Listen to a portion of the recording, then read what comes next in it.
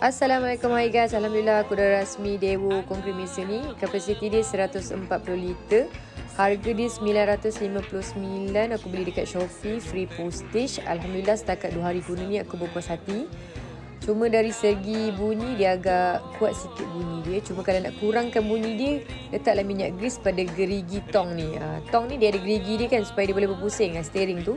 Pada steering tu ada gerigi dan juga pada tong tu. So far so good.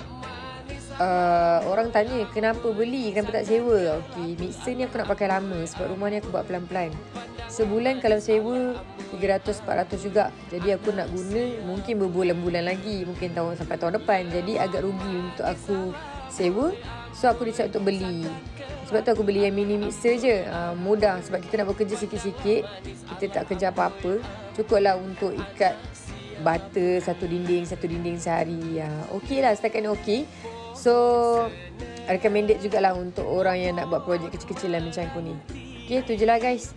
Thank you semua.